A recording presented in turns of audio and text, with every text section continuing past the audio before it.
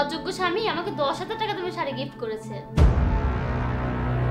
10,000 টাকা দামের শাড়ি? হ্যাঁ দেখ না, কাজটা কত সুন্দর, দেখেই তো মনে হচ্ছে ব্র্যান্ডেড। সুন্দর না? এটা তো 2,000 টাকা দামের শাড়ি। কি বলছিস? হ্যাঁ, এটা আমি নিজে কিনেছি আমার বন্ধুর বউয়ের জন্য। তুই এটা কোন দোকান থেকে কিনেছিস? এই রে, ধরা খেয়ে গেলাম মনে হয়। ওই যে রকমারি শপ আছে না, ওখান থেকে নিয়েছি। ওই দোকান থেকে আমি আমার বন্ধুর সাথে থেকে সেম এরকম একটা শাড়ি কিনেছি 2,000 টাকা দিয়ে। তোদেরকে তো ওরা বোকা বানিয়েছে। কি হয়েছে? এই শাড়ি তুমি 10,000 টাকা দিয়ে নিয়ে এসেছো? এই শাড়ির দাম তো মাত্র 2,000 টাকা। হ্যাঁ, 10,000 টাকা নিয়েছে। ভাইয়া, আমি নিজে ওই দোকান থেকে আমার বন্ধুর স্ত্রীর জন্য 2,000 টাকায় সেম এরকম একটা শাড়ি নিয়ে এসেছি। আপনি তো একটু বোকা, সহজ সরল মানুষ, তাই আপনাকে বোকা বানিয়ে দিয়েছে। তুমি কি সত্যি বলছো এই শাড়ির দাম 2,000 টাকা? ওই লোক তোমাকে বোকা বানিয়ে দিয়েছে। দাও, এটা আমার কাছে দাও, এটা আমি ফেরত দিয়ে আসবো। আমি এবার নিয়ত করেছিলাম তোমাকে 10,000 টাকা দামের শাড়ি দেবো, শাড়িটা দিছি, আর দোকানদার কি করছে দেখছো? আমার লগে প্রতারণা করছে। ওর একটা শাস্তি দিতে হবে। ওই দোকানদার আমার সাথে এরকম করেছে। আমি সারা জীবনে তোমাকে একটা দামি শাড়ি দেইনি, এবার দিতে চাইলাম, আর সে আমার সাথে এরকম করলো। ওই বেকারি আমি এমন শাস্তি দিব, আমার সাথে 2 নম্বরই করলো। আমি দেখাই দিব। হ্যাঁ, দেখেছিস, আমি এমন একটা মানুষের সাথে সংসার করি যে কিনা আজ পর্যন্ত আমাকে এতদিন একটা ভালো কিছু গিফট করেনি।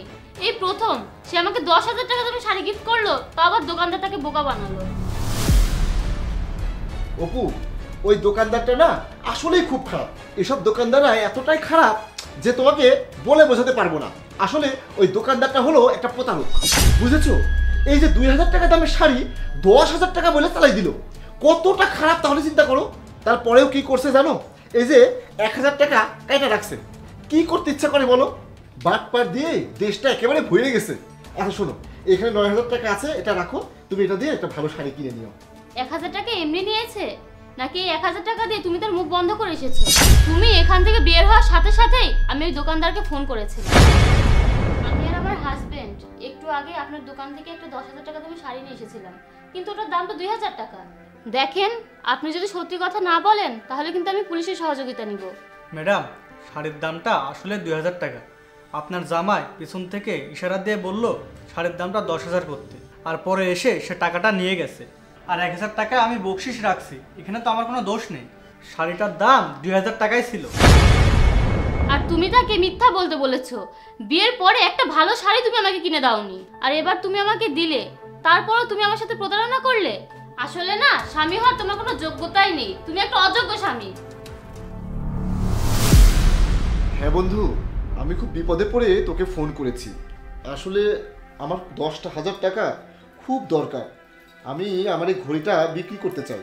তুই তো জানিসই আমি যে বেতন পাই সেই টাকা দিয়ে আমার সংসার চালাতে খুব কষ্ট হয়ে যায়। বিয়ের পর থেকে তোর ভাবিকে এখন পর্যন্ত একটা ভালো শাড়ি কিনে দিতে পারি নাই। আসলে এবার খুব ইচ্ছা হয়েছিল তোর ভাবিকে একটা শাড়ি কিনে দিই, তাই এবার যে বেতনটা পেয়েছিলাম সেই টাকা থেকে তোর ভাবিকে 10,000 টাকা দিয়েছি একটা শাড়ি কেনার জন্য। তুই যদি 10,000 টাকা দিতিস তাহলে এই মাসটা ভালোভাবে চালিয়ে নিতে পারতাম। আমি তোমাকে সারা জীবন অযোগ্য ভেবে গেছি, কিন্তু তুমি যে আমার জন্য এত কষ্ট করো এটা আমি বুঝতেই চাইনি। তুমি যে এত অল্প টাকা বেতন পাও এটা তুমি আমাকে কখনো বুঝতেই দাওনি। তোমার মতো এরকম অনেক স্বামী আছে যারা নিজের সুখ বিসর্জন দিয়ে পরিবারের সুখের কথা চিন্তা করে। তোমার এই ঘড়িটা বিক্রি করা লাগবে না, আমি কিন্তু শাড়ি কিনিনি। আমরা এই টাকাটা দিয়ে তোমার জন্য একটা কম দামি শার্ট কিনবো, আর আমার জন্য একটা কম দামি শাড়ি কিনবো, আর বাকি টাকাটা দিয়ে আমরা সংসার চালাবো, ঠিক আছে?